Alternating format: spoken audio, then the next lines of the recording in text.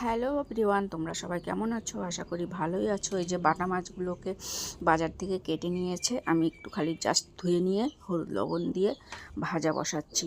তো এক এক করে বাটা মাছগুলোকে ভাজা করব, আর রান্না করব হচ্ছে ফুলকপি, আলু আর বেগুন দিয়ে। তো এই যে দেখো, মাছের তেলটাও গরম হয়ে এসছে। এবার মাছগুলো একটা একটা করে ছাড়বো। তো বাটা মাছগুলো সেই বড় বড় আনছিল, তাই দিচ্ছি একটা একটা করে, যাতে না ভাঙে, গোটা গোটাই রাখবো। তো এদিকে জিরা একটু ভাজা করছি, এদের মশলাটা দিয়ে দিলাম। এবার পেস্ট করে নিয়ে আসবো। তো টমেটোর, কাঁচা লঙ্কা, আদা আর ভাজা জিরা দিলাম। তো এটাকে পেস্ট করে নেওয়া আসা হয়ে গেল। এই যে দেখো, এই যে আমার হয়ে গেছে পেস্ট। এবার আমি রাখলাম।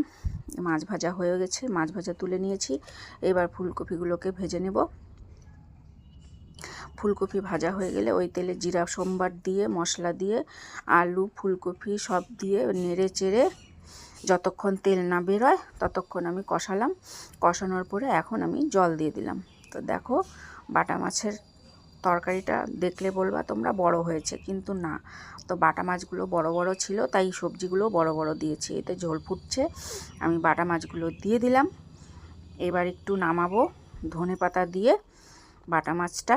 তো ইচ্ছা আছে ধনেপাতা দিতে, কিন্তু দুঃখের বিষয় আমি ভুলে গেছি ধনেপাতা দিতে। কেটে রেখেছি ঠিকই, কিন্তু দিতে একদম ভুলে গেছি।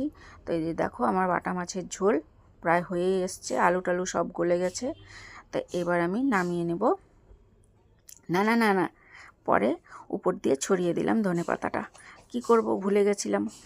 তো এই যে দেখো, আমার মাছের ঝোল কমপ্লিট হয়ে গেছে। তো দুপুরবেলা সবাই কে কে খাবে চলে আসবে, আর তোমরাও এরকম করে বানিয়ে খাবে, দেখতে ভালো লাগে আর ঝোলটাও ভালো হয়। গরমের দিন পড়েছে, বাটা মাছের এরকম করে পাতলা ঝোল খেতে ভীষণই ভালো লাগে। তাই আমার ভিডিও ভালো লাগলে আমার পাশে থাকবে। নেক্সটে আবার একটা ভিডিও দেখার জন্য তোমাদের সবার নিমন্ত্রণ রইল। সবাইকে টাটা।